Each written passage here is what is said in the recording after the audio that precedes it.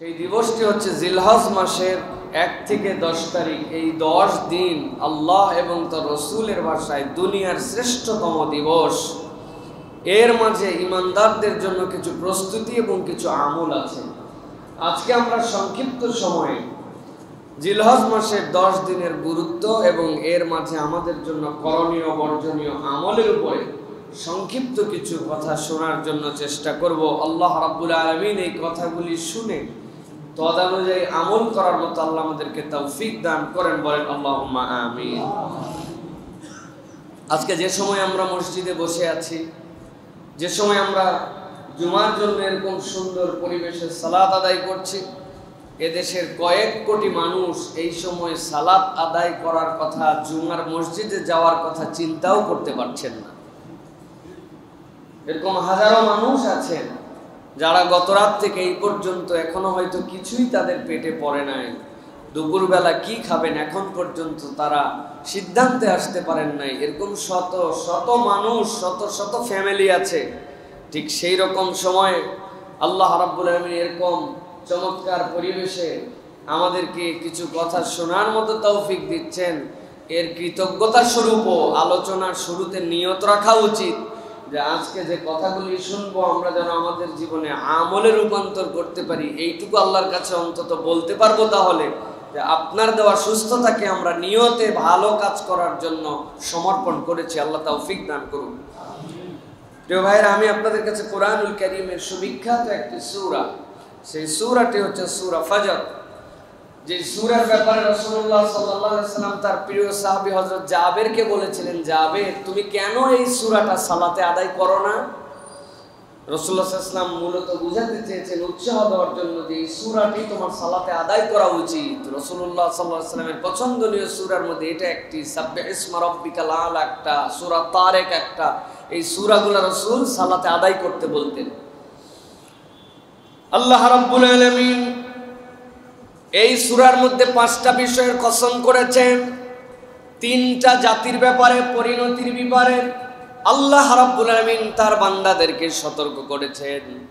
5টা কসমের অভিনবত্ব এমন আল্লাহ রাব্বুল আলামিন এখানে দিয়েছেন। আল্লাহ নিজেই জিজ্ঞাসা করেছেন, তোমরা যারা জ্ঞানবান, যাদের মাথার মধ্যে তোমাদের বুদ্ধি আছে, তোমাদেরকে আমার এই কসমগুলা থেকে চিন্তার খোরাক তোমাদের সামনে দেয় কিনা? আল্লাহ রাব্বুল আলামিন কসম করছেন। প্রথম আল্লাহ বলছেন ওয়াল ফাজর, কসম হচ্ছে প্রভাতের, কসম হচ্ছে ফজরের। মুফাসসিরিনে কেরাম বলছেন আল্লাহ রাব্বুল আলামিন এই প্রথম কসম যেটা ফজর করলেন, এর 3 ধরনের কারণ থাকতে পারে। 1 নম্বর হচ্ছে দুনিয়ার যত ফজর, যতদিন পর্যন্ত ফজরের ওয়াক্ত আসবে আল্লাহ প্রত্যেকটা দিবসের ফজরের কসম করেছেন। সেই হিসাবে আজকে যে জুমার দিনে আমরা আছি, এই জুমার নামাজের আগে যে ফজরের সালাত আমরা আদায় করেছি, আজকের ফজরের কসমও আল্লাহ এর দ্বারা করেছেন। অনেক মুফাসসিরিনে কেরাম বলছেন এই ফজর মানে সুপ্রভাত, যেটাকে আমরা প্রভাত বলি। সূর্য উদয় উঠলে প্রভাত হয়। তারা বলছেন প্রত্যেকটা প্রভাত হচ্ছে মুমিন জীবনে একটা নতুন হায়াত। প্রত্যেকটা রাত ছিল তাদের কাছে একটা মৃত্যু তুল্য, আর প্রত্যেকটা ফজর তাকে নতুন একটা দিবস দিয়েছে। এই জন্য আল্লাহ রাব্বুল আলামিন ফজরের কথা বলেছেন। আর একদল মুফাসসিরিনে কেরাম বলছেন এই ফজর মানে হচ্ছে একটি বিপ্লব। যখন সুপ্রভাত হয়, আলো উদ্ভাসিত হয়, মানুষ তার কর্মচঞ্চলতায় আবার ঝাঁপায় পড়তে পারে। আল্লাহ এই জন্য ফজরকে বিপ্লবের সাথে তুলনা করেছেন। নতুন একটা জীবন আবার আসলো। আল্লাহ বলছেন ওয়াল ফজর, ও জ্ঞানীওয়ালারা, তোমাদের জন্য আমি আল্লাহ চিন্তার খোরাক দিলাম। আমি আল্লাহ স্বয়ং ফজরের কসম করলাম। সুবহানাল্লাহ।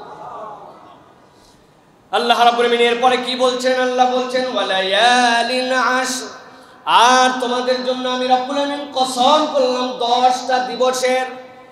আজকের আলোচনার যে কারণে এই সূরাকে আমরা চয়েস করেছি, সূরার তাফসীর করার জন্য নয়, সুযোগ পেলে কোনো একদিন পুরা সূরার তাফসীর আমরা শুনবো। কিন্তু আল্লাহ রাব্বুল আলামিন বলছেন কসম নম্বর 1 হচ্ছে ফজর। ভালো করে খেয়াল করেন, গুরুত্ব দিয়ে বোঝার চেষ্টা করেন। 1 নম্বর কসম আল্লাহ ফজরের করছেন। কসম করছেন কে? কে করেন কসম? কসম করেন কে? আল্লাহ কসম করছেন আল্লাহ রাব্বুল আলামিন। এরপরে কসম করছেন ওয়ালায়ালিন আশর, ও ও দুনিয়ার মানুষ, আমি আল্লাহ তোমাদের জন্য এরপরে কসম করছি 10 দিবসের।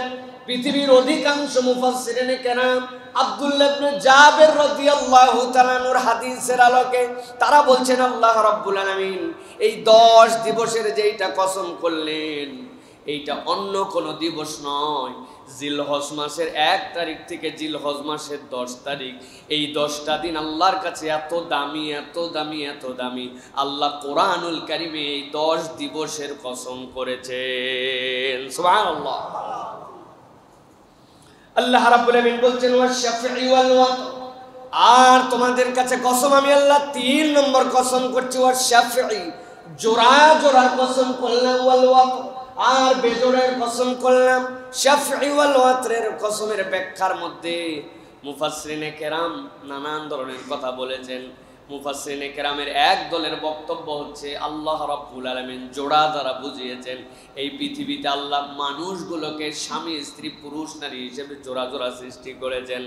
আবার অনেকে মতামত দিচ্ছেন দুনিয়াতে সব কিছু জোড় জোড়। খেয়াল করে দেখেন, সুখ আছে যেখানে দুঃখ আছে, সুখ আর দুঃখ জোড়ায় আছে, ভালো মন্দ জোড়ায় আছে, সকাল বিকাল জোড়ায় আছে, দুপুর রাত জোড়ায় আছে, সব কিছু জোড়ায় জোড়ায়। কিন্তু আল্লাহ ওয়াল ভিতরে তাআলা বুঝিয়েছেন একমাত্র সত্তা আল্লাহ, যার কোনো জোড়া নাই, তিনি হচ্ছেন বেজোড়। এই জন্য আল্লাহ বলছেন জোড়া জোড়ারও শপথ, আবার বেজোড়েরও শপথ আমি আল্লাহ করলাম। কিন্তু হাদিসের মধ্যে আরেকটা বর্ণনা এসেছে, অধিকাংশ মুফাসসির এই জন্য বলছেন এটাই আমাদের কাছে সবচেয়ে গুরুত্বপূর্ণ। কি সেই ব্যাখ্যা? আল্লাহ যে বললেন ওয়াল ফাজরি ওয়া লায়ালিন আশরি ওয়াশ শাফঈ ওয়াল ওয়াতর, আল্লাহ বললেন তোমাদের কাছে 10 দিবসের শপথ করলাম। মুফাসসিরিনে কেরাম হাদিসের আলোকে বলছেন আল্লাহ যে 10 দিবসের শপথ করলেন, এরপরে আল্লাহ জোর আর বেজোরের যে শপথ করলেন ওই 10 দিবসের মধ্যে থেকে আল্লাহ জোর আর বেজোরের শপথ করেছেন। বেজোরটা হচ্ছে 9 জিলহজ আর জোরটা হচ্ছে 10 জিলহজ। আল্লাহ কেবল 10 দিনের গুরুত্বই বুঝান নাই, আল্লাহ সাথে সাথে আরাফাত দিবস এবং কুরবানির দিবসকে আল্লাহ আলাদা মর্যাদা দিয়েছেন। এই জন্য জোড়ার তালিকা উল্লেখ করেছেন, বেজোরের তালিকা আল্লাহ উল্লেখ করেছেন এবং দুনিয়ার মানুষের জন্য শপথ করেছেন। সুবহানাল্লাহ। আল্লাহ রাব্বুল আলামিন এরপরে বলছেন ওয়াল লাইলি ইযা ইয়াসর, আর দুনিয়ার মানুষ যে প্রভাত সকালবেলা হয়েছিল ওই প্রভাত কিন্তু শেষ নয়, ওই প্রভাত এক সময় শেষ হয়ে যাবে। রাত যখন শেষের দিকে যায়, রাত যখন অস্তমিত হতে যায়, আল্লাহ বলছেন সেই রাত অস্তমিত হতে যাওয়ারও শপথ আল্লাহ করলেন। আল্লাহ শপথগুলা করে বলছেন হাল ফি যালিকা কসামুল লিযি হিজর, দুনিয়ার মানুষ বলো তোমাদের কাছে আমি আল্লাহ প্রশ্ন দিলাম এই শপথ করার মাধ্যমে, তোমাদেরকে কি এই শপথগুলা বারণ থেকে বারণ, তোমাদের জীবনে কতগুলা কাজ থেকে বারণ করার মতো তোমাদেরকে উৎসাহ দেয় কিনা? আল্লাহ রাব্বুল আলামিন শপথ করলেন, করার পরে বারণ করার কথা বলতেছেন, বিরত থাকার মতো তোমাদের মধ্যে প্রেরণা দেয় কিনা, তোমাদের জ্ঞানের মধ্যে কোনো খোরাক দেয় কিনা? আপনি ভালো করে একটা জিনিস কল্পনা করেন, আল্লাহ রাব্বুল আলামিন হচ্ছেন ফজরের স্রষ্টা, আল্লাহ দিনের স্রষ্টা, আল্লাহ রাতের স্রষ্টা, আল্লাহ অস্তমিত যাওয়ার রাতের স্রষ্টা, আবার দিবসকে উত্তোলন করার মতো স্রষ্টা। যেই আল্লাহ সব কিছুর স্রষ্টা, ওই আল্লাহ নিজেই আবার তার সৃষ্টির শপথ করেন। একটু ঠান্ডা মাথায় ক্যালকুলেশন করেন, দিবসের দাম কিরকম, ফজরের দাম কিরকম, আল্লাহ রাব্বুল আলামিন কেন এগুলার শপথ করলেন? আর শপথ করার পর আল্লাহ বান্দাদের কাছে আবার বলছেন তোমাদের বুদ্ধি বিবেক বলা যারা, তাদেরকে কি শপথের থেকে কোনো দীক্ষার দর্শন আল্লাহ রাব্বুল আলামিনের বান্দা হিসেবে তোমরা পাও নাকি?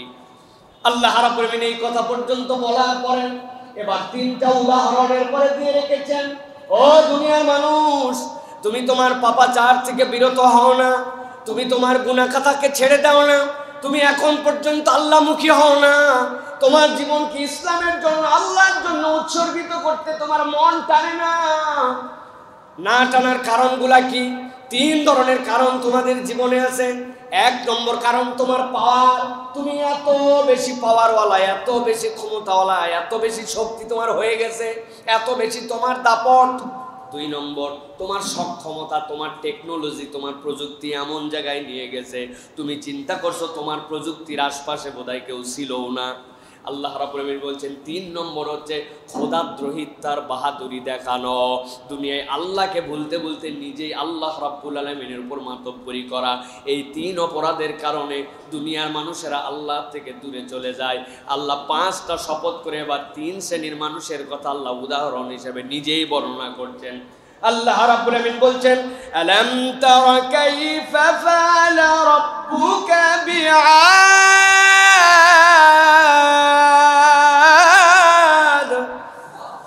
ও দুনিয়ার মানুষ, আমি আল্লাহ রাব্বুল আলামিন বলছি তোমাদের কাছে কিসের বাহাদুরি করো?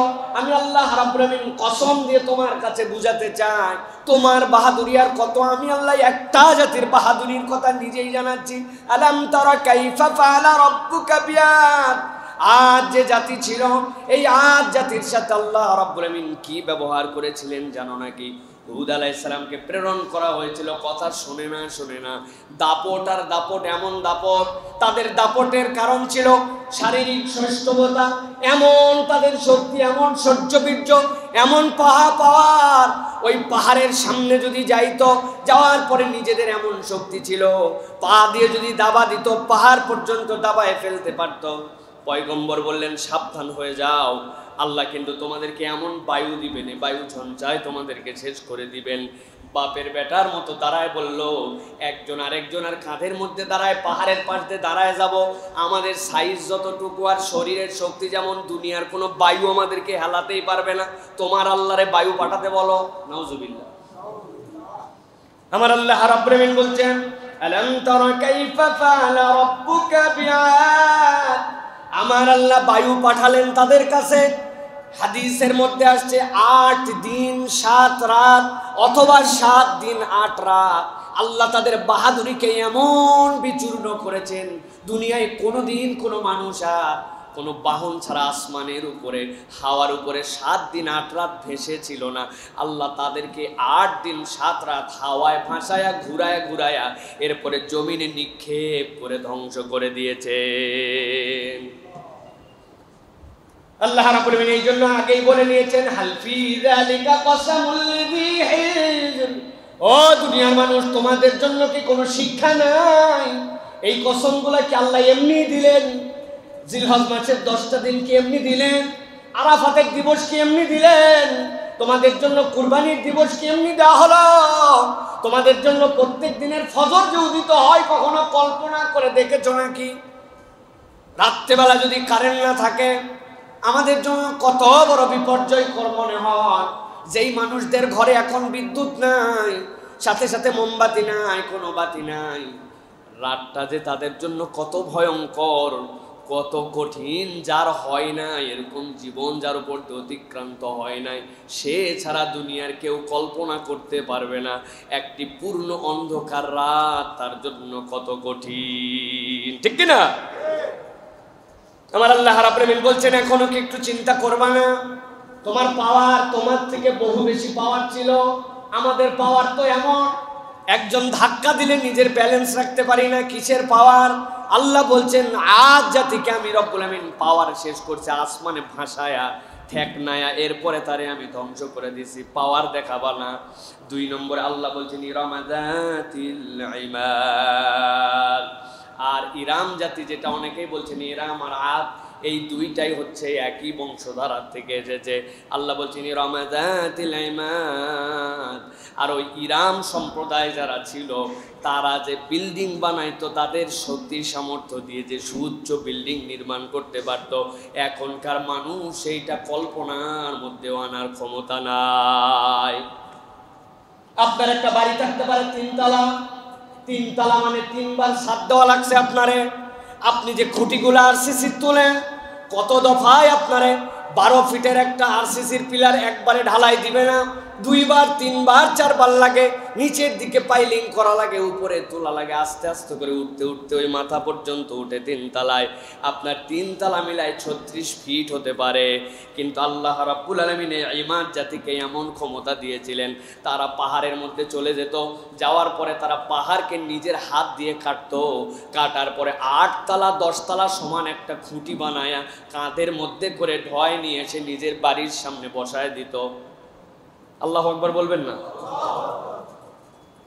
আল্লাহ রাব্বুল আলামিন বলছেন প্রযুক্তির গর্ব দেখাও, বাড়ি উপর দিকে ঠেলে তুলে তুমি গর্ব দেখাও। আমি আল্লাহ রাব্বুল আলামিন বললাম চিন্তা করো, তোমার থেকেও পাওয়ারফুল ছিল, কোনো প্রযুক্তি ব্যবহার করতে হতো না, নিজের হাত দিয়ে এটা করতে পারতো। আল্লাহ রাব্বুল আলামিন বলছেন আল্লাতী লাম ইউখলাক মিসলুহা ফিল বিলাদ, আমি আল্লাহ নিজে সাক্ষ্য দিচ্ছি, তারা যেই বিল্ডিং নির্মাণ করতো, স্থাপত্য বানাতে পারতো, এই দুনিয়ায় যত দেশ আছে কোন দেশে তার কোনো তুলনা ছিল না।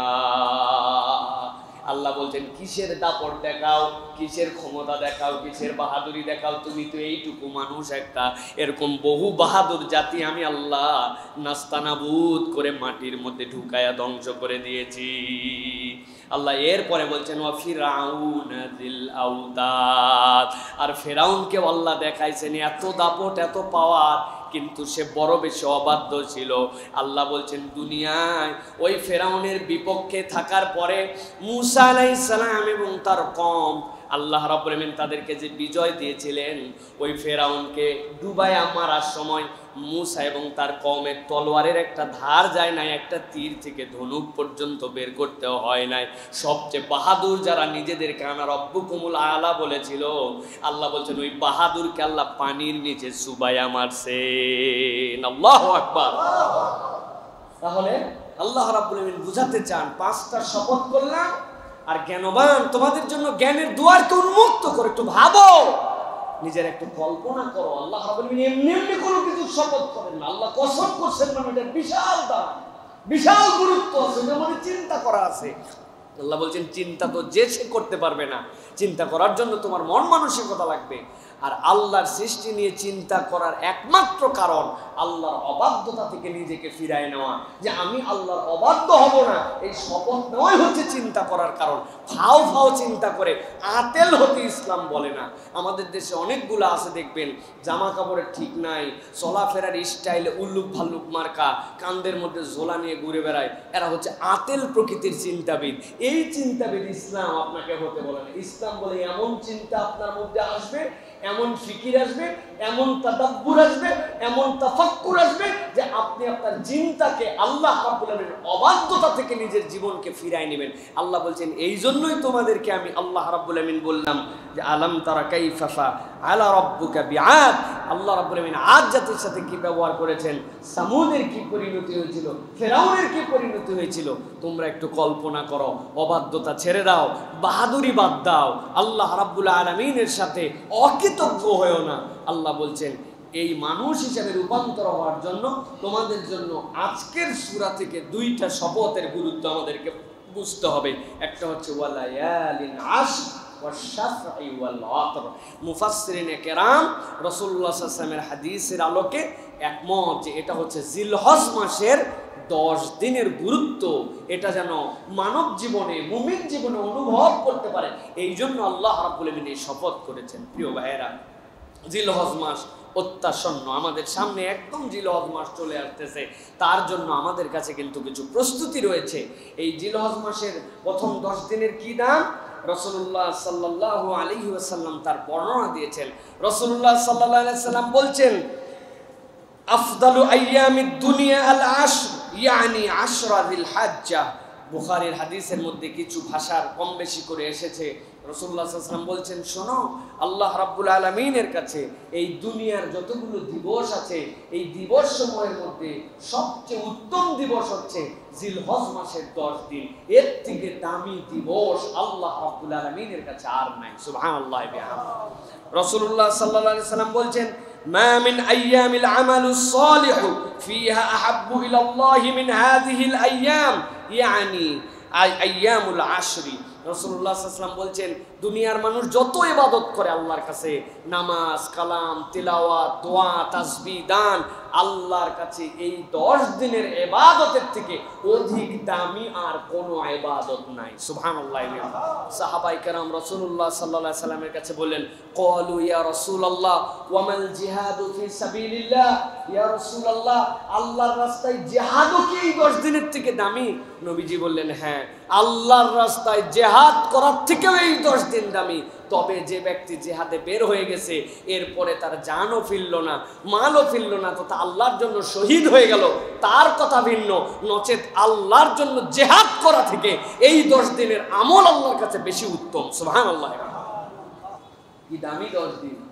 আমরা জানি না যে এই 10 দিনের দাম আল্লাহ রাব্বুল আলামিনের কাছে কেমন। সালাফদের কতগুলো কথা আছে, আমাদের সালাফরা বলতেন, তার মধ্যে থেকে বলেছেন আবু উসমান নাহদি রাহিমাহুল্লাহ, তিনি বলছেন যে আমাদের যারা পূর্ববর্তী উলামায়ে কেরাম ছিলেন, পূর্ববর্তী আবেদ ছিলেন, তাদের কাছে 3টা 10-এর অনেক দাম ছিল। একটা 10 হচ্ছে রমাদানের শেষ দশকের 10, আরেকটা 10 হচ্ছে মুহররমের 1 থেকে 10, আরেকটা 10 সবচেয়ে দামি 10, সেটা হচ্ছে জিলহজ মাসের 1 তারিখ থেকে 10 তারিখ। এই 10 দিন তাদের কাছে মহা মূল্যবান দামি ছিল। আনাস ইবনে মালিক রাদিয়াল্লাহু তাআলা বলেন, আইয়ামে আশরা, এই যে 10 দিন জিলহজ মাসের, এর মর্যাদা বলছেন প্রত্যেকটা দিবস অন্যান্য 1000 দিবসের সমান, আর আরাফাতের দিবসটা আল্লাহর কাছে 10,000 দিবসের সমান। সুবহানাল্লাহ। ইমাম আউজাই বলেন, কোন ব্যক্তি যদি সিয়াম পালন অবস্থায় আল্লাহর রাস্তায় জিহাদ করে দিনের বেলা ফেরত এসে রাত্রেবেলা আবার রিবাত করে, মানে আল্লাহর জন্য আবার ওই কাফেলাকে পাহারা দেয়, সীমান্তকে পাহারা দেয়, রোজা রেখে জিহাদ, রাত্রেবেলা রিবাত, এটা করলে যে সওয়াব হয়, এই 10 দিনের আমলে আল্লাহ বান্দাকে এইরকম সওয়াব দান করেন। সুবহানাল্লাহ। কত দামি দিবস আমাদের সামনে অত্যাসন্ন, তার জন্য আমাদের কতগুলো প্রস্তুতি নিতে হবে। আমাদের নিজের থেকে আল্লাহ রাব্বুল আলামিন যে জিজ্ঞাসা করেছেন যে শপথ করলাম তোমাদের জীবনে কোনো পরিবর্তন আসবে কিনা, এই পরিবর্তনের নেশায় আমাদেরকে আল্লাহর সামনে দেখাতে হবে যে আল্লাহ, আমরা একটুখানি কিছু করার চেষ্টা করতে চাই তোমার জন্য। আমি আপনাদের কাছে 60টি বিষয়ে মনোযোগ আকর্ষণ করব, যেই 60টি বিষয় এই 10 দিনে আমাদের আমলনামার মধ্যে যুক্ত করতে হবে।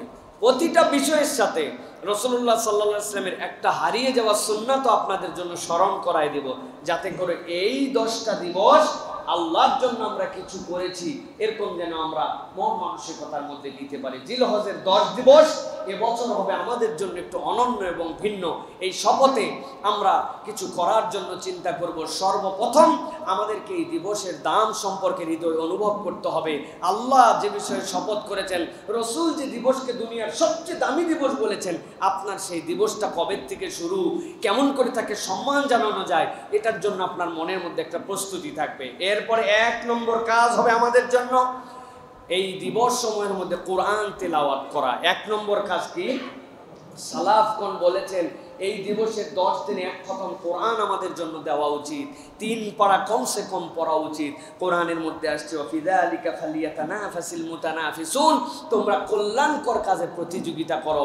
বছরেতে 10টা দিনই আসে, এই 10 দিনের আমলে আপনি আল্লাহর কাছে আলাদা একটা মর্যাদায় পৌঁছাবেন। তাহলে আপনাকে তেলাওয়াতের ক্ষেত্রে এর মধ্যে প্রতিযোগিতায় রত হতে হবে। তেলাওয়াতের ক্ষেত্রে একটা হারায় যাওয়া সুন্নাত হচ্ছে, আমরা তেলাওয়াত করি কিন্তু রাসূলুল্লাহ সাল্লাল্লাহু আলাইহি ওয়াসাল্লামের একটা সুন্নাত খেয়াল করি না।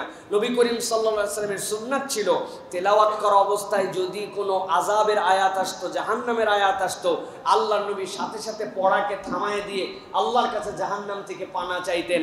যদি কোনো সুসংবাদের আয়াত আসতো, আল্লাহর কাছে সেটার কামনা করতেন। আর যদি আল্লাহর কোনো প্রশংসার কথা আসতো, সাথে সাথে রাসূলুল্লাহ সাল্লাল্লাহু আলাইহি ওয়াসাল্লাম তাসবিহ করতেন। এটা ছিল রাসূলুল্লাহ সাল্লাল্লাহু আলাইহি ওয়াসাল্লামের কোরআন তেলাওয়াতের সুন্নাহ। আমরা তেলাওয়াত অনেকেই করি কিন্তু এই আদবটা আমরা খেয়াল করি না। সুতরাং 1 নম্বর তেলাওয়াত করব, সাথে সাথে আমার জ্ঞাত আয়াতের মধ্যে যেখানে আল্লাহর ভয় আছে পানা চাবো, আল্লাহর রহমত আছে কামনা করব, আল্লাহর প্রশংসা আছে যে সেখানে আমি আল্লাহর প্রশংসা করব। এটা হচ্ছে আমাদের জন্য 1 নম্বর আমল হবে।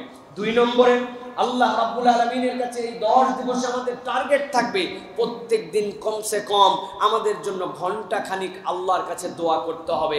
একবারে হয়তো ঘন্টায় পূজাবে না আমাদের জন্য, কিন্তু আমরা ভাগ করে নিলাম সালাতের আগে, সালাতের পরে, আজান এবং ইকামতের মাঝে, শেষ রাত্রে আল্লাহ রাব্বুল আলামিনের কাছে যখন সময় পাই এরকম এক্সট্রা আমল হবে আল্লাহর কাছে আমাদের জন্য দোয়া করা। তিনি তো আমাদের সেই রব, যেই রবের কাছে চাইলে খুশি হয়, না চাইলে রাগ করে। দুনিয়ার সবার কাছে চাইলে বিরক্ত হয়, আর আল্লাহর কাছে না চাইলে আল্লাহ বিরক্ত হন। সেই রবের কাছে আমাদেরকে একটু এক্সট্রা দোয়া করার জন্য চেষ্টা করতে হবে। দোয়া করার ক্ষেত্রে আমাদের জন্য যে বিষয়টি খুব খেয়াল করতে হবে, কতকগুলা দোয়া আছে যেই দোয়াগুলো করার পরে যা দোয়া করা হয় আল্লাহ সেইগুলো কবুল করে নেন। এর একটা হারিয়ে যাওয়া সুন্নাত হচ্ছে, রাসূলুল্লাহ সাল্লাল্লাহু আলাইহি ওয়াসাল্লাম রাত্রে ঘুমাতেন, হঠাৎ করে রাত্রে মানুষের ঘুম ভেঙে যায়। আল্লাহ রাসূল সাল্লাল্লাহু আলাইহি ওয়াসাল্লাম বলছেন, ঘুম ভাঙার পরে একটা দোয়া পড়বে, পড়ার পরে এরপরে যদি তুমি আল্লাহর কাছে তোমার জীবনের যা কামনা করো, অথবা তুমি যদি উঠে সালাত আদায় করো, আল্লাহ সব কামনা, সব সালাত কবুল করে নেবেন। কি দোয়া? রাসূলুল্লাহ সাল্লাল্লাহু আলাইহি ওয়াসাল্লাম বলছেন, লা ইলাহা ইল্লাল্লাহু ওয়াহদাহু লা শারীকা লাহু লাহুল মুলকু ওয়া লাহুল হামদু ওয়া হুয়া আলা কুল্লি শাইইন কাদির, লা ইলাহা ইল্লাল্লাহু আল্লাহু আকবার। ঘুম ভেঙে গেছে, সাথে সাথে উঠে বলে ফেলেছে, লা ইলাহা ইল্লাল্লাহু ওয়াহদাহু লা শারীকা লাহু লাহুল মুলকু ওয়া লাহুল হামদু ওয়া হুয়া আলা কুল্লি শাইইন কাদির, লা ইলাহা ইল্লাল্লাহু ওয়াহদাহু লা শারীকা লাহু লাহুল মুলকু ওয়া লাহুল হামদু ওয়া হুয়া আলা কুল্লি শাইইন কাদির, লা ইলাহা ইল্লাল্লাহু আল্লাহু আকবার। এইটা আপনি বলে ফেলছেন ঘুমের থেকে ওঠার পরে, এটা অভ্যাসের মধ্যে নিয়ে আসতে হবে। নবীজি বলছেন, এরপরে তুমি যা দোয়া করবে অথবা উঠে সালাত আদায় করবে, সব আল্লাহ কবুল করবেন। সুবহানাল্লাহ ওয়া বিহামদিহি। এটা তাহলে আমাদের দ্বিতীয় প্র্যাকটিস হবে যে আমরা এই 10 দিন দোয়াকে আমরা ছাড়বো না। 3 নম্বরে আমাদের জন্য আমল হবে, এই 10 দিন পারলে 10 দিনই আমরা সিয়াম পালন করতে পারি। অনেক সালাফরা 10 দিনই সিয়াম রাখতেন। যদি নাও পারি তাহলে এই 10 দিনের মধ্যে যে সোমবার আর বৃহস্পতিবার যে আরাফার দিবস, এই 3টা রোজা যেন কোনোভাবে আমাদের ছুটে না যায়। পারবো ইনশাআল্লাহ? জিলহজের 1 তারিখ থেকে 10 তারিখের মধ্যে যে কয়টা সোম পাবেন, বৃহস্পতি পাবেন, এটা তো রাখবেনই, সাথে আরাফাতের রোজা রাখবেন। এটা আমাদের জন্য অত্যন্ত গুরুত্বপূর্ণ। রোজার ক্ষেত্রে, সিয়ামের ক্ষেত্রে একটা হারিয়ে যাওয়া সুন্নাত হচ্ছে, রাসূলুল্লাহ সাল্লাল্লাহু আলাইহি ওয়াসাল্লাম বলছেন, সাহারিতে খেজুর খাও, সাহারিতে খেজুর খাও। খেজুর দিয়ে সাহারি কতই না উত্তম। সুবহানাল্লাহ ওয়া বিহামদিহি। সুতরাং আমরা অনেক সময় পেট পুরে খাই, নানান কিছু খাই, আপনি খান, কিন্তু রাসূলুল্লাহ সাল্লাল্লাহু আলাইহি ওয়াসাল্লামের একটা সুন্নাহ হিসেবে আপনি সাহারিতে যদি একটা খেজুর খান, তাহলে এটা আমাদের একটা হারিয়ে যাওয়া সুন্নাতকে পুনরুজ্জীবিত করা হবে। তাহলে 3 নম্বর, এই 10 দিনে আমরা রোজা রাখার জন্য চেষ্টা করব, সাহারিতে খেজুর খাওয়ার জন্য আমরা চেষ্টা করব। 4 নম্বরে কিয়ামুল লাইল, আমরা রাত্রেবেলা, শেষ রাত্রে ওঠার চেষ্টা করতে হবে। যেই 10 রাতের শপথ আল্লাহ করেছেন ওয়ালায়ালিন আশ বলে, সেই 10 রাত্রে কিয়ামুল লাইল, তাহাজ্জুদের জন্য চেষ্টা করতে হবে। আল্লাহ রাব্বুল আমিন বলছেন, ইন্নাল হাসানাতি ইউযহিবনাস সাইয়্যাত, নিশ্চয় তোমার নেক কর্মগুলা, তোমার পাপ, তোমার অন্যায়, তোমার যেগুলা ভুল, এইগুলাকে মিটায় দেয়। সুতরাং আপনাকে এক্সট্রা কিছু এফোর্ট দিতে হবে যে এই শেষ 10 রাতের মধ্যে আমরা যেন আল্লাহর জন্য একটু তাহাজ্জুদ গুজার হতে পারি, প্রিয় ভাইয়েরা। এরপরে 5 নম্বরে আমাদের জন্য তওবা, আমাদের জন্য তওবার হালত আমাদের জীবনে প্রতিষ্ঠিত করতে হবে। তওবার আরেকটা রূপক অর্থ বলা হয় ইনাবা। ইনাবা মানে হচ্ছে আপনি বারবার ফিরে ফিরে আসেন, একই ভুল করেন, অন্যায় করেন, কিন্তু আল্লাহ থেকে কোনো দূরে সরে যান না, হতাশ হয়ে যান না। 5 বার 6 বার ভুল করছি, যা আর আমার দ্বারা হবে না, এরকম নয়, বরং তওবার একটা উত্তম আপনার হচ্ছে রূপক অর্থ হচ্ছে আপনার জন্য ইনাবা। আপনি আল্লাহ, তোমার কাছে মাপ চাই, তুমি আমাকে ক্ষমা করে যাও। এটা আমাদের জন্য বারবার আল্লাহর কাছে আমাদের করতে হবে। কাব বিন মালিক বলেন, দুনিয়ার মানুষ শোনো, আমার তওবা কি জানো? আমার তওবা হলো আমার সমস্ত সম্পদকে দান করে দিয়ে আমি মুক্ত হয়ে যাব। কাব বিন মালিক যখন এই কথা বললেন, ইয়া রাসূলুল্লাহ, আমি তওবা করছি। কি তওবা? আমার সমস্ত সম্পদ আমি দান করে দিয়ে আমি মুক্ত হয়ে যাব। নবীজি বললেন, সব সম্পদ দান করো না, কিছু সম্পদ তোমার কাছে রেখে দাও, তবে দান করো। হারিয়ে যাওয়া সুন্নাত হচ্ছে আমাদের তওবার ক্ষেত্রে, আমরা আল্লাহর কাছে তওবা করি, কিন্তু তওবার সাথে আমরা সাদাকা করি না। হযরত আলী রাদিয়াল্লাহু তাআলা থেকে প্রমাণিত আছে, তিনি যতবার তওবা করতেন ততবার নিয়ত করতেন আমি কিছু সাদাকা করব। সুবহানাল্লাহ। দেখেন, আমরা কখনোই কনসেপ্টের মধ্যে এটা আনি নাই। আমরা আস্তাগফিরুল্লাহ বিমিন কুল্লি যামবি ওয়া আতুরা, এই আস্তাগফিরুল্লাহ তো আমাদের এমন মুখস্থ, যে আস্তাগফিরুল্লাহ মানে কি তাও জানি। এই আস্তাগফিরুল্লাহ এখন আমাদের বাংলা সরি হয়ে গেছে। বাংলা সরি আছে না আমাদের, আপনাদের কাছে বলছি না, আমাদের ব্রিজের উপরে এক দুধওয়ালা দুধ বিক্রি করতো, দুধের কলসি নিয়ে বসে আছে, শার্ট প্যান্ট পরা এক ভদ্রলোক, কলার চোষা পড়েছিল, পা পিছলায় দুধের ওই বালতির মধ্যে দিছে লাথি, দুধের বালতি গেছে উল্টায়া, পেশারি কোমরে রাখছে, এখন উঠছে কি করবে, তারপরেও এর তো এদিকে 10 লিটার দুধ নাই, উঠে দুধওয়ালারে বলছে সরি। দুধওয়ালা তো আর সরি বোঝে নাই, ও বলছে বেটা সরবি তো সর, আর একটু আগে সরলি না কেন। ও সরি বোঝে নাই, ও মনে করছে সরি মানে এখন দুধ ফেলছে এখন সরে যায়। দুধওয়ালা বলছে সরবি তো সর, আর একটু আগে সরলি না কেন। প্রিয় ভাইরা, এখন আমাদের সরি এরকম কোনো অন্তরের কথা না, এটা ঠোঁটের উচ্চারণ। কেউ ওটা লাত্তি দিয়ে, ইচ্ছা করে লাত্তি দিয়ে অনেক সময় সরি বলে। আমরা অনেক সময় দেখি না ফুটবলাররা ইচ্ছা করে ফাউল করে, ফাউল করার পরে খেলা স্টপ, উনি হাত ধরে টাইমে তুলতেছে। আমাদের এখন এই প্র্যাকটিস সব জায়গায়, এই সরির কোনো মিনিং নাই আমাদের কাছে। অথচ তওবা আল্লাহ রাব্বুল আলামিনের কাছে মানে বারবার ফিরে আসা, আর তওবার সাথে আপনাকে সাদাকার নিয়ত করতে হবে। ভুল করছি, আল্লাহর কাছে তওবাও করছি, পানিশমেন্ট স্বরূপ আমি নিজের উপর নিজে কিছু সাদাকাকে বাধ্য করে নিলাম, এটা হচ্ছে প্রকৃত তওবা। সুতরাং আমরা এই তওবা করা এবং ফিরে আসা, এরপর ইস্তেকামত থাকার জন্য আমরা চেষ্টা করব। 6 নম্বরে আমাদের জন্য হারাম বর্জন। প্রিয় ভাইয়েরা, এই 10 দিন আমাদের টার্গেট হবে হারাম বর্জন করার, প্র্যাকটিসে অভ্যস্ত হয়ে যাওয়া। আমি বেশি কিছু বলতে চাই না, আমি 2টা দিকে কেবল মনোযোগ আপনাদের আকর্ষণ করতে চাই। একটা, জিহ্বার অন্যায় ছেড়ে দেন। জিহ্বার অন্যায় 3 ধরনের হয় বেশি বেশি: মিথ্যা, পরনিন্দা, গালাগাল। আর অন্তরের অন্যায় হয় 3 ধরনের। জিহ্বার অন্যায় বাদ দেন, হারামটা বাদ দেন, আর অন্তরের 3টা অন্যায় বাদ দেন। 1 নম্বর বিশ্বাসঘাতকতা, 2 নম্বর দম্ভ এবং অহংকার, আর 3 নম্বর হিংসা এবং বিদ্বেষ। অন্তরটাকে দম্ভ অহংকার মুক্ত, হিংসা বিদ্বেষ মুক্ত আর বিশ্বাসঘাতকতা মুক্ত একটা অন্তর গঠন করেন। আর মুখটাকে মিথ্যা মুক্ত, পরনিন্দা মুক্ত আর গালাগাল মুক্ত করেন। এইটা আপনার শপথ হবে যে এই 10 দিন আমি প্র্যাকটিসের মধ্যে নিলাম, আমি আমার অন্তরকে বিশুদ্ধ করব, আমি আমার জিহ্বাকে বিশুদ্ধ করব। এইটা গেল আমাদের জন্য 6 নম্বর। প্রিয় ভাইয়েরা, এরপরে 7 নম্বরে যেটি বলবো, এই 10 দিন আমাদের জন্য আমল হওয়া উচিত, সেটা হচ্ছে আল্লাহর জিকির। আল্লাহ রাব্বুল আলামিনের রাসূল বলছেন, ফাআকসিরু ফীহিন্না মিনাত তাসবিহি ওয়াত তাহমিদি ওয়াত তাহলিল। তোমরা আল্লাহর জিকিরের বিরুদ্ধে বেশি বেশি করো। কি করবা তোমরা? এই 10 দিনের সম্মানে সুবহানাল্লাহ, আলহামদুলিল্লাহ, আল্লাহু আকবার, তাসবিহ, তাহমিদ, তাহলিল, এইটা বেশি বেশি করার অভ্যাস করতে হবে। চলতে ফিরতে, হাঁটতে, বলতে, কথায়, কাজে, সব জায়গাতে আল্লাহর তাসবিহ হবে। প্রিয় ভাইয়েরা, আল্লাহর তাসবিহ করার জন্য বান্দাকে আলাদা প্রস্তুতি নেওয়া লাগে না। ইমানদার যদি তার রুটিনটা নিজের জীবনে আল্লাহ এবং রসুলের ছকে দাঁড় করাতে পারে, তার তাসবিহ তো অটোমেটিক হয়। আপনি ঘুমের থেকে উঠেছেন, আপনার তাসবিহ আছে না ভাই? আপনি ঘুমের থেকে উঠার পরে আপনি যখন ওয়াশরুমে ঢুকেছেন, আপনার তাসবিহ আছে না? ওয়াশরুম থেকে বের হয়েছেন, আপনার তাসবিহ আছে না? অফিস থেকে যে অফিসে রওনা হচ্ছেন, বাইরে কাজে যাচ্ছেন, বাড়ির থেকে বের হওয়ার সময় তাসবিহ আছে না? আপনি একটা জামা পরিধান করছেন, আপনার একটা তাসবিহ আছে না? আপনি বাহনে উঠছেন, আপনার বাহনে ওঠার তাসবিহ আছে না? আপনি সিঁড়ি দিয়ে উপর দিকে যাচ্ছেন, ওঠার তাসবিহ আছে না? নামতেছেন, নামার তাসবিহ আছে না? হাত থেকে কাজ করার সময় কলমটা পড়ে গেছে, তাসবিহ আছে না? আপনি কোনো কাজ শুরু করতেছেন, তাসবিহ আছে না? ডিনার করতে, লাঞ্চ করতে বসেছেন, লাঞ্চ হাতে নিয়েছেন, আপনার লাঞ্চ মুখে তুলবেন, তার আগে আপনার তাসবিহ আছে না? লাঞ্চ শেষ করেছেন, আপনার তাসবিহ আছে না? ইমানদার যদি প্র্যাকটিসের মধ্যে নেয়, তাহলে অটোমেটিক তার জীবনে তাসবিহ চলে আসবে। আর এই 10 দিবসে রাসূলুল্লাহ সাল্লাল্লাহু আলাইহি সাল্লাম বলছেন, তাসবিহ, তাহমিদ, তাহলিল এইগুলো বেশি বেশি করো। এইটা আমাদের জন্য আমল হবে ইনশাআল্লাহ। আর সাথে সাথে আরেকটা বিষয় আমাদেরকে গুরুত্ব দিতে হবে, সাদাকা করা, মানুষের জন্য কিছু করা, দান সাদাকায় আমাদের জন্য নিমিত্ত হওয়া। সাদাকার অনেকগুলো লেভেল আছে। সাদাকা অনেক সময় নফল। হারিয়ে যাওয়া একটা সাদাকার কথা আপনাদের জন্য বলি, যে সাদাকার প্র্যাকটিসটা আমাদের থেকে দিন দিন উঠে যাচ্ছে। সেটি হচ্ছে জোহরের আগের 4 রাকাত সুন্নাতুল মুআক্কাদা সালাত আদায় করা আমাদের অধিকাংশের অভ্যাস থেকে বাদ। আমরা আসলাম, জোহরের নামাজে দাঁড়ায় গেলাম, অথচ রাসূলুল্লাহ সাল্লাল্লাহু আলাইহি ওয়াসাল্লাম বলছেন এটা এমন একটা সাদাকা, জোহরের আগে 4 রাকাত সুন্নাত, কেউ যদি এইটা পড়ে, তাহাজ্জুদ পড়লে যে সওয়াব হয়, এই সওয়াব আল্লাহ তার আমলনামায় দেন। জোহরের সালাতের আগে 4 রাকাত সুন্নাত আমাদের অনেকের মধ্যে থেকে এই অভ্যাস নাই। আমরা জোহরের পরের 2 রাকাত পড়ি, কিন্তু আগের 4 রাকাত পড়ি না। সুতরাং আমরা সাদাকা তো মানুষের জন্য করবই, সাথে সাথে আমরা আল্লাহ রাব্বুল আলামিনের জন্য কিছু করার জন্য চেষ্টা করব। প্রিয় ভাইয়েরা, আর একটা স্পেশাল আমল সাথে সাথে আমাদের সকলকেই করতে হবে।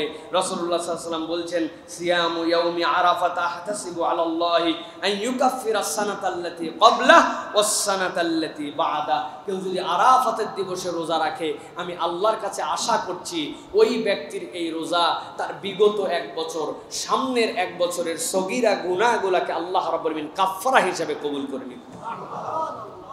তাহলে এই আমলটা আমাদেরকে করতে হবে। সামারি করে দেই, আরাফাতের রোজা, সাদাকা, এরপরে আমাদের জন্য রয়েছে কোরআন তেলাওয়াত, এরপরে রয়েছে সিয়াম, এরপরে রয়েছে তওবা, এরপরে রয়েছে আল্লাহ রাব্বুল আলামিনের জন্য জিকির, আর আমাদেরকে আল্লাহ রাব্বুল আলামিনের জন্য, মানুষের পরোপকারের জন্য, নিজের জীবনের আত্মশুদ্ধির জন্য নিজেদেরকে হারাম বর্জন করে রাখতে হবে। এই হারামের দুইটা পার্টের কথা বলেছি, একটা জিহ্বা আর একটা অন্তর। এই আমলগুলো যদি করি তাহলে আল্লাহর কাছে বলতে পারবো, আল্লাহ আপনি যে শপথ করেছিলেন ওয়ালায়ালিন আশর ওয়াশ-শাফঈ ওয়াল ওয়াতর, 10 দিনের কসম, আমি তোমার ক্ষুদ্র গোলাম হিসাবে এই কাজগুলো করার জন্য চেষ্টা করছি। আমরা পারবো তো ইনশাআল্লাহ? পারবো তো ইনশাআল্লাহ? নাকি লোকজনের কাছে জিজ্ঞাসা করবো আজকে জিলহজের কয় তারিখ, পাবলিক বলবে কেন আজকে 7 তারিখ আর 3 দিন আছে কুরবানির, জানিস না? তখন বলবেন হায় হায় হুজুর তো ওয়াজ করেছিল ভুলে গেছি, আল্লাহ বাসায় রাখলে আগামী বছর আর মিস করতাম না, এরকম না, এই বছরই পারবেন ইনশাআল্লাহ। আল্লাহ আমাদেরকে কবুল করুক, আল্লাহুম্মা আমিন। প্রিয় ভাইয়েরা, এবার কতগুলো বিষয় আপনাদের কাছে বলবো। সেটি হচ্ছে এই যে আমাদের দেশে চলমান এক কঠিন পরিবেশ চলতেছে, বন্যা পরিস্থিতি, বিভিন্ন ধরনের মানুষজন আজকে দুর্যোগে আক্রান্ত, সারা দেশের বিভিন্ন মানুষজন এই দুর্যোগের জন্য ঝাঁপিয়ে পড়েছেন তাদের কাজ করার জন্য। আমাদের কাছে অনেকেই বলছেন যে আপনারা দান করে আবার প্রচার করেন কেন? আপনি তো দান করবেন এমনভাবে, ডান হাতে দান করবেন, বাম হাতে জানবে না।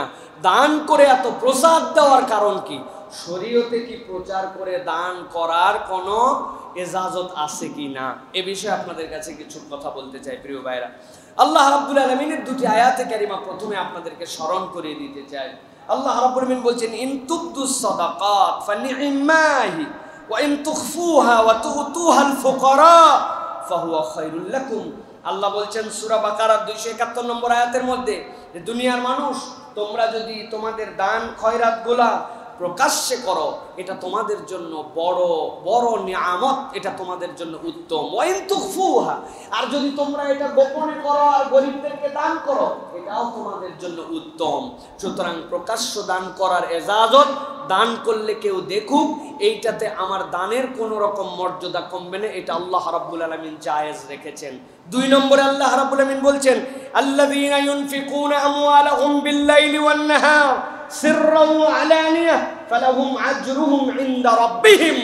আর আল্লাহ রাব্বুল আলামিন বলছেন, কেউ যদি দিনে রাতে দান করে, গোপনে প্রকাশ্যে দান করে, আল্লাহর বান্দারা গোপনে করো আর প্রকাশ্যে করো, দিনে করো আর রাত্রে করো, আল্লাহর কাছে তুমি এর উত্তম রিওয়ার্ড পাবে, তোমার রিওয়ার্ডে কোনো কমতি হবে না। সুবহানাল্লাহ ওয়া বিহামদিহি। সুতরাং আমরা বলতে চাই যে এই যে বিভিন্ন ক্ষেত্রে মানুষজন দানের পরে জানাচ্ছেন এত টাকা দান, এত টাকা দান করা হলো, কেন এইটা করা হচ্ছে? এইটা করার একটা কারণ, যে বা যারা এই দানগুলাকে বিতরণ করছেন তারা অনেকের দানের জিম্মাদারি নিয়েছেন।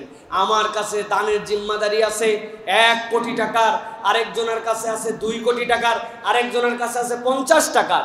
টাকাটা 10 জন মিলে দিয়েছেন, 20 জন মিলে দিয়েছেন, 50 জন মিলে। তো আপনি আমাকে দান করেছেন বিশ্বাস অনুযায়ী, সুতরাং আমি আপনার দানের পরিপূর্ণ হক আদায় করে দান করছি কিনা, এর জন্য তো এই দান গোপনে নয়, প্রকাশ্যে জানায় দেওয়া বড় ওয়াজিব, ঠিক কিনা? সুতরাং আপনি বা যারা এরকম করে কথাবার্তা বলতেছেন, তাদের আল্লাহ জানে মনের উদ্দেশ্য কি। হয়তোবা দিন বোঝেন না, এই জন্য হয়তো বলছেন, অথবা বুঝে থাকলেও একটু মনে মনে ঈর্ষা হয়, কারণ মানুষজন অন্য কারো কাছে আর টাকা দিয়ে নিরাপদ ফিল করে না। মানুষ এখন আলেম ওলামাদেরকে, যারা সত্যি সত্যি জনগণের জন্য কাজ করার জন্য মাঠে ময়দানে ঝেঁপে পড়েছেন, তাদের কাছে আস্থা পায়। ওই সকল মানুষের কাছে 1 টাকা দিতে আর মানুষ নিরাপত্তা বোধ করে না, ঠিক কিনা? সুতরাং প্রিয় ভাইয়েরা, আপনারা উৎসাহ দেন, যে বা যারা এই কাজ করছে তাদেরকে উৎসাহ দেন। এমন কোনো কথা বলেন না যেটা কথা বলে এই ফ্লোটা আটকায় যায়, মানুষজন বিপদগ্রস্ত। সুতরাং এই বিপদগ্রস্ত মানুষের জন্য আমাদেরকে এগিয়ে আসতে হবে। প্রিয় ভাইয়েরা, আরেকটা জিনিস মনে রাখবেন, দান প্রকাশ্যে হবে, কিন্তু দান লোক দেখানো হবে না। ইসলাম কিন্তু লোক দেখানো দান করতে বলে নাই। দান আপনি প্রকাশ্য করতেছেন, কিন্তু লোক দেখানো যদি দান হয় তাহলে এটা তো আপনার আমার জন্য বিপজ্জনক, এটা ভিন্ন জিনিস। কিন্তু আপনি 50 টাকা দিছেন, আরেকজন 100 টাকা দিছে, তাহলে এটা একটা অনেক সময় উৎসাহবাঞ্জক হয়। আর যেইগুলা জনগণের আমানত নিয়ে কোনো ফান্ডের থেকে ব্যয় করা হয়, সেই দানগুলো মানুষের কাছে জানিয়ে দিয়ে করতে হবে প্রিয় ভাইয়েরা, এটাই আমাদের জন্য উত্তম। তবে কেউ যদি গোপনে করেন বা প্রকাশ্যে করেন তাতে কোনো আপত্তি নাই, কিন্তু এইটা নিয়ে কথাবার্তা বলে ডান হাতে ব্যয় করবেন বাম হাত জানবে না, এই হাদিস প্রচার করার এখন যদি এটা প্রচার করেন, এইটা প্রচার করা মানে আপনার অন্তরের মধ্যে কোনো একটা বিষয় নিয়ে একটু কষ্ট আছে জন্য আপনি আর বলার সুযোগ পাচ্ছেন না, এখন এই কথা বলতেছেন, এটাই জাতি বুঝে নিবে, ঠিক কিনা? আল্লাহ রাব্বুল আমিন আমাদেরকে বুঝার তৌফিক দান করেন, বলেন আল্লাহুম্মা আমিন।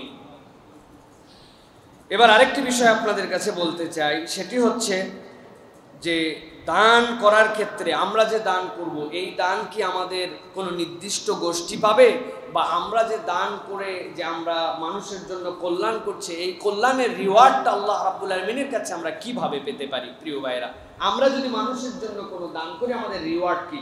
আমি একটা হাদিসের কথা আপনাদের কাছে বলবো প্রিয় ভাইরা, সেটা হচ্ছে রাসূলুল্লাহ সাল্লাল্লাহু আলাইহি সাল্লাম বলছেন, সনাইউল মারুফ তাকিয়া মাসারিআস সু।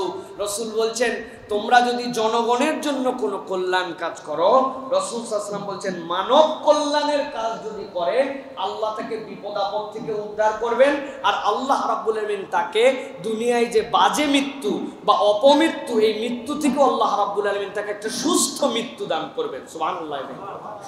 তাহলে মানব কল্যাণের জন্য কাজ করার এই দুইটা উপকারিতা আছে। সুতরাং মানব কল্যাণের জন্য আপনাকে আমাকে কাজ করতে হবে। প্রিয় ভাইয়েরা, দেখেন, আপনি কি একটুখানি কল্পনা করেছেন? মনে হয় না আপনারা প্রপারলি এই কল্পনাগুলো করেছেন, যেই মানুষের যত্নে 50 টাকা, 100 টাকা, 1000, 5000 টাকাতে আপনি সহযোগিতা করছেন, যেই মানুষরা খেটে খেটে সেই মানুষের কাছে এই দানগুলা তুলে দিচ্ছেন, রাত দিন পরিশ্রম করে বুক পানিতে নেমে খুঁজে খুঁজে বের করে নিজেদের অসুস্থতাকে উপেক্ষা করে তাদের কাছে পৌঁছাই দিচ্ছেন, আপনারা সহযোগিতা করছেন। অনেকেই মনে করছি যারা এই কাজ করছে আমরা বিরাট কিছু করছি, যারা আমরা দান করছি আমরা অনেক কিছু করেছি। হ্যাঁ, আল্লাহর কাছে উত্তম যা পাবেন, কিন্তু একটু কল্পনা করে দেখেন যে আমাদের এই অংশগ্রহণ কতটুকু।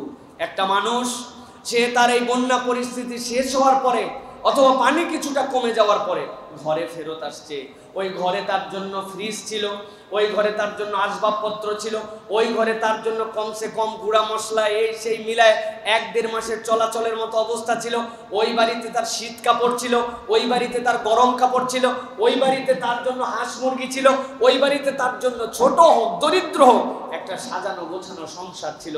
ফেরত যখন আসছে, আসার পরে বাড়ির ভিতর যখন ঢুকতেছে, রাত্রে শুবে কোথায়? তার বালিশটা নাই, তার তোষকটা নাই, তার কাপড় চোপড় নাই। এখনকার ফার্নিচারগুলা কি ধরনের হয় আপনারা দেখেছেন? অটোবি টাইপের ফার্নিচার, 1-2 দিন 3 দিন যদি পানি লাগে ফার্নিচার নাই, তার ঘরের মধ্যে কোনো মশলা নাই, তার চাল ছিল অনেকগুলা, সেই চাল নাই, ডাল নাই, তার কাপড় নাই, চুপড় নাই, শীতের জন্য বালিশ খাতাগুলা যেই বাক্সর মধ্যে তুলে রেখেছিল শীতের কাপড় চুপড় নাই, ওই মানুষটার মাথা গুজার মতো ছাই নাই, তার চুলা নাই, তার কল নাই, তার বাড়িতে কিচ্ছু নাই, ওই মানুষটা নিঃস্ব হয়ে এক কাপড়ে দাঁড়ায় গেছে। আপনি আমি যত কষ্ট করি, যত সহযোগিতা করি, ওই মানুষের দুঃখের 1% আমরা দূর করার মতো সামর্থ্য রাখি না, ঠিক কিনা? আপনি কল্পনা করছেন? আমি আমার বাড়িতে বলছি, এক আইটেমের বেশি কয়দিন রান্না করবে না, বাচ্চাদেরকে অনুভব করাও। কত বাচ্চা কাঁদতেছে, একটু খাবার খাবে, কতদিন চিরা খেয়ে থাকবে সে? মা দিনের পরে দিন তার সামনে শুধু চিরা তুলে দিচ্ছে, কয়দিন খেয়ে থাকবে? কেমনে ভুলে থাকবে সে? বাথরুম করতেছে যে জায়গায়, খাচ্ছে তার পাশে, চলতে পারতেছে না, ফিরতে পারতেছে না। আজকে উত্তরবঙ্গের অবস্থা আরো সাংঘাতিক, কঠিন খারাপ হয়ে গেছে। পদ্মার থেকে ভয়ঙ্কর নদী হচ্ছে কুড়িগ্রামের এই নদী। এই নদী বাংলাদেশের 70% পানি এই নদী দিয়ে নিয়ে আসে। এখানকার মানুষ অবহেলিত, যুগের পরে যুগ এই বন্যা হয়ে যাচ্ছে। আমাদের এই মানুষগুলার কষ্টে আমরা যদি না দাঁড়াই, আমরা যদি তাদের জন্য একটু সহযোগিতা না করি, আমার হৃদয় যদি তার জন্য না যাতে, আল্লাহ রসুল বলছেন তুমি উত্তম মানুষ হতে পারো নাই। রসুল বলছেন খায়রুন নাস আনফাউহুম লিন-নাস, তুমি তো উত্তম মানুষ তখনই হবে যখন তুমি মানুষের জন্য কল্যাণ করবে। আপনি কিছু করতে না পারলে, আপনার হৃদয় যদি না কাঁদে, তাহলে আপনি এখন মানুষের কাতারে নামতে পারেন নাই। এখানে কোনো হিন্দু নাই, কোনো মুসলমান নাই, এখানে মানুষ আপনাকে আগে দেখতে হবে। আপনাকে এই সহযোগিতার দ্বার আপনার জন্য উন্মুক্ত করতে হবে। আপনার সাধ্যের মধ্যে আপনাকে তাদের জন্য কিছু করার মতো মন মানসিকতা নিতে হবে। কেবলমাত্র এখন তো চলতে ইনস্ট্যান্ট দান, এখন খাওয়ার দিয়ে তাকে বাঁচায় রাখা, কয়দিন পরে তার একটা ঘর লাগবে, তার মাথা গোঁজার জন্য কোনো দায় নাই। আপনাকে তখন একটা ঘর করে দেওয়ার মতো, আপনার 5 তলা 7 তলা বিল্ডিং, 5-7টা ফ্ল্যাট, আপনার লক্ষ লক্ষ কোটি টাকার কারবার, আপনার মাথা গোঁজার ঠাঁই আছে, আপনার হক তার জন্য কিছু করে দেওয়া, এই প্রস্তুতি আপনাদেরকে নিতে হবে। আমাদেরকে আমাদের দেশ, এই দেশের জন্য কেন এত হৃদয় কাঁদে, এত টান কেন আমাদের? আমি তো সহ্য করতে পারি নাই। কেবলমাত্র যখন দেখেছি একটা বাপ তার সন্তানের লাশটা ওই বাঁশের মাথায় করে বেঁধে নিয়ে আসছে, নিয়ে এসে বলছে গরু গেছে, ছাগল গেছে, ঘর গেছে, বাড়ি গেছে, 500 মনের উপরে খাদ্য ছিল, সব গেছে, এই সন্তানটাও পড়ে গেছে, তারে তুলতে পারছি কোন রকম, আমার আর কিছু নাই, কিন্তু এই সন্তানটার দাফন করব কোথায়? এই জন্য বাঁশের মাথায় করে সন্তান নিয়ে ঘুরতেছে। এর থেকে বড় কষ্টের সময় আপনার আমার জীবনের সব কষ্টকে যোগ দিলেও হবে না। তো এই মানুষগুলোর জন্য আপনাকে কি কিছু করার মতো অনুপ্রেরণা নিতে হবে। সুতরাং এই দান করার আমাদের জন্য যথেষ্ট সুযোগ আছে। আমাদের জান্নাত ক্রয় করার মতো আমাদের সময় আসছে, জান্নাত আমাদের কাছে আসছে। সুতরাং এই মানুষের জন্য আমাদেরকে কিছু এফোর্ট দিতে হবে, কিছু শেয়ার করতে হবে। যারা এই কাজ করছেন তাদের সকলের জন্য দোয়া করতে হবে।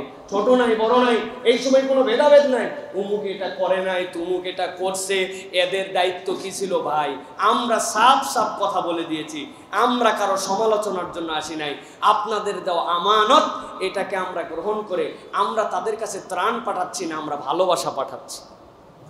আমরা তাদের কাছে ভালোবাসা পাঠাচ্ছি। একটা মানুষ, তার অনেক সম্পদ আছে, আজকে খাবার নাই, তিনি যাকাতের হকদার না, কিন্তু তার কেনার মতো জায়গা নাই জন্য তিনি নিচ্ছেন, তিনি দিতে পারতেন। সুতরাং সেই মানুষকে আপনি ত্রাণ দিচ্ছেন না, সেই মানুষকে আমরা ভালোবাসা দিচ্ছি। আসুন আমরা ভালোবাসা বিলাই। আল্লাহ রাব্বুল আলামিন আমাদেরকে এই মন গঠন করার তৌফিক দান করুক, বলেন আল্লাহুম্মা আমিন। প্রিয় ভাইয়েরা, এরপরে আপনাদের কাছে আরেকটি কথা বলতে চাই, সেটা হচ্ছে আমাদের দেশে যখনই এরকম কোনো ক্রাইসিস তৈরি হয়, তখন এক শ্রেণী বড় বড় একটা ডায়লগ দিতে শুরু করে।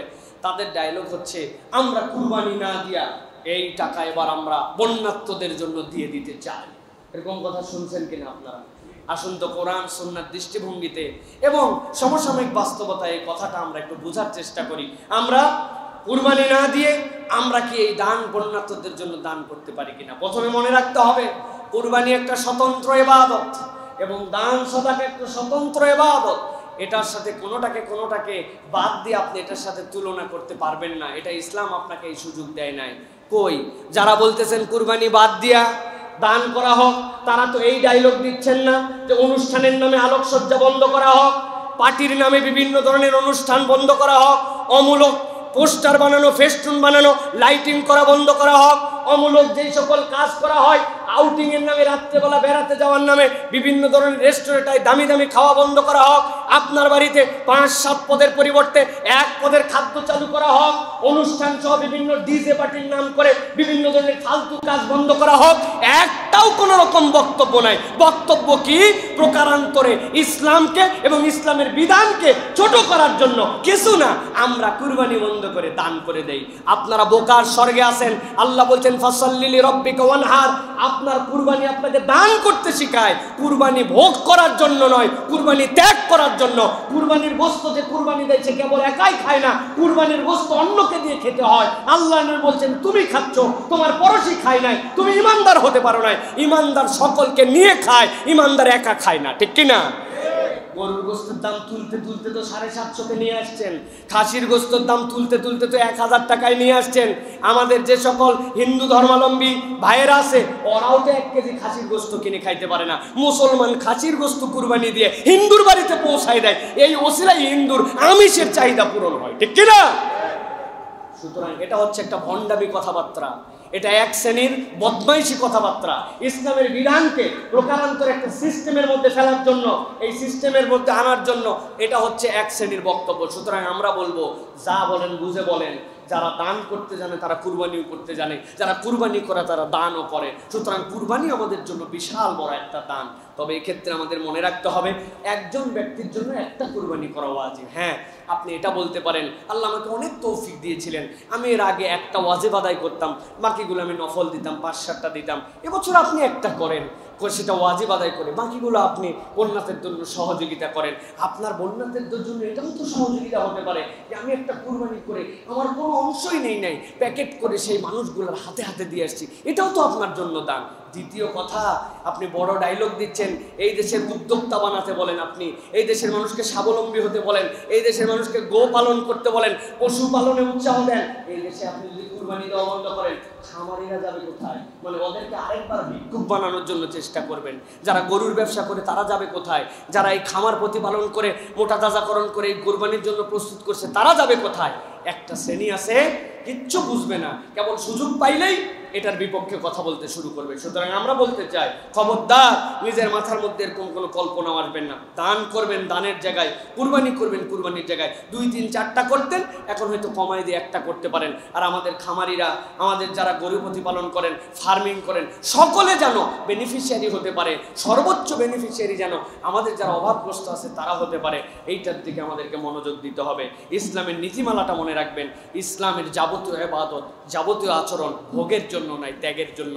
ইসলাম ত্যাগ শেখায়, ইসলাম ভোগ কম করতে শেখায়। আল্লাহ আমাদেরকে বুঝ দান করেন। আল্লাহুম্মা আমিন।